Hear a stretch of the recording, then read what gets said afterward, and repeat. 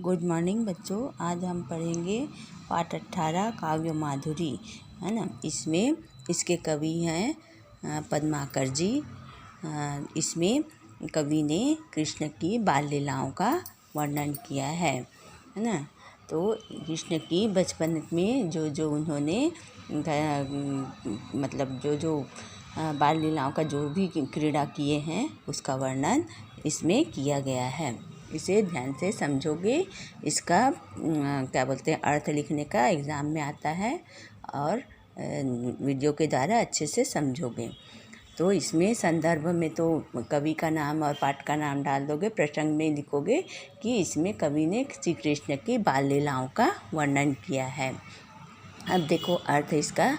इसमें श्री कवि कहते हैं कि श्री कृष्ण अपने बाल सखाओं के साथ ग्वालिनों द्वारा जो दही रखे रहते हैं छुपाकर, है ना, उनको खाने के लिए जा रहे हैं और श्री कृष्ण बचते हुए जा रहे हैं ग्वालिनों से। थोड़ा सा भी आहट आता है तो उनसे नज़रें बचाते हुए डरते डरते दही चुराने के लिए जा रहे हैं। उनके रोम रोम में डर छुपा हुआ है और सबसे नज़रें छुपा रहे हैं। इस तरह देखकर कवि को बड़ा आश्चर्य होता है कि जो सबका सेवक है, जो सबका पालनहारी है, वह आज छुपते छुपाते किस तरह मक्खन निकालने चुराने के लिए जा रहे हैं। इसे देखकर कवि को बड़ा आश्चर्य होता है।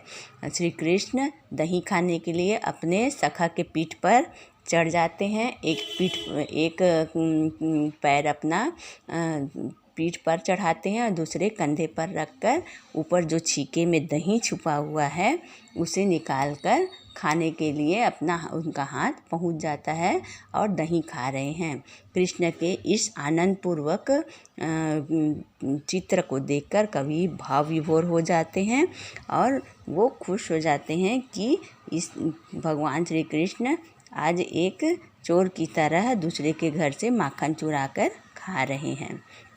उसके बाद दूसरा आता है, दूसरा कविता में इसके कवि बेली प्रसाद जी हैं, है ना। इसमें कवि ने मनुष्य की काल मतलब मनुष्य को अनभिज्ञ बताया है कि उनका काल कभी भी आ सकता है ना। उसका कोई निश्चित समय नहीं रहता, कब किसके ऊपर किस समय काल का प्रभाव पड़े या आ जाए, कब किसकी मृत्यु आ जाए यह निश्चित नहीं रहता।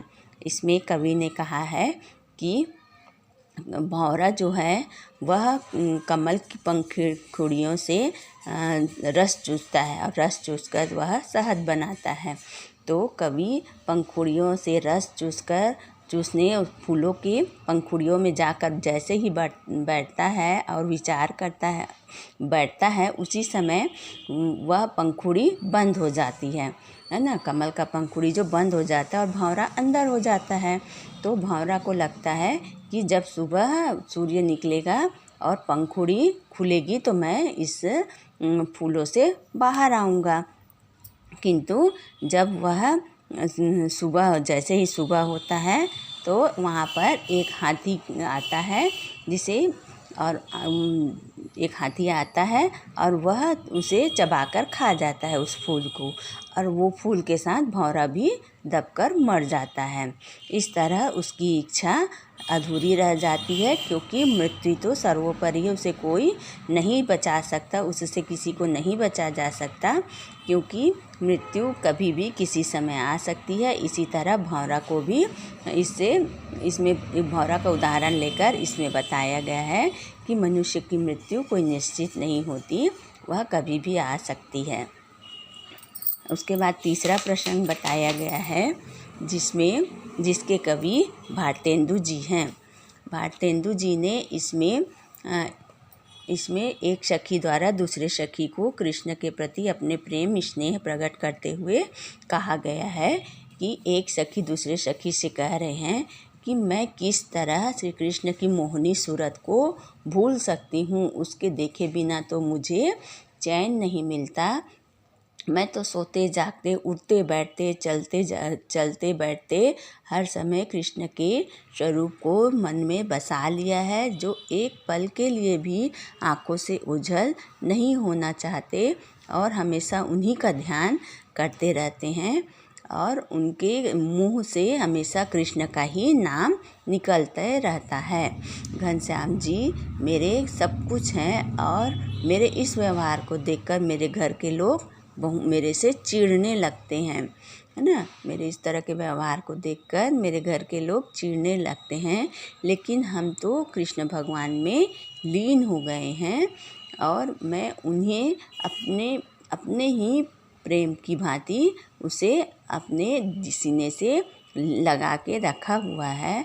इस तरह कृष्ण के प्रेम में मैं इतना डूब चुकी हूँ कि उन्हें अपने मान सम्मान की भी परवाह नहीं रहती। इस तरह घनश्याम कवि श्री कृष्ण के प्रति एक सखी द्वारा दूसरे सखी को अपनी मन की व्यथा बताते हुए इस कविता में बताया गया है। तो इसे आप समझते हुए इसी तरह उनका अर्थ बताना कि एक सखी दूसरे सखी से कह रही है कि मैं कृष्ण की मोहनी सूरत को कैसे भूल सकती हूँ, मैं तो उनमें हमेशा रम गई हूँ। सोते जागते उठते बैठते चलते फिरते मुझे सिर्फ उसी की ही सूरत नज़र आती है और उसके मुख को देखे बिना मुझे चैन नहीं आता। मेरे इस व्यवहार से मेरे घर वाले मुझसे बहुत चिढ़ने लग गए हैं। अतः कृष्ण के प्रेम में इतना डूब गई हूँ कि मैं अपने मान सम्मान का भी कोई खबर नहीं है। इस तरह तीनों कविताओं का अर्थ आप लोग समझोगे और याद करोगे। प्रश्नों के उत्तर भेज दी हूँ, उसे आप लोग कॉपी में लिख लेना। बाकी जो अभ्यास बचा है उसे कल लिखोगे।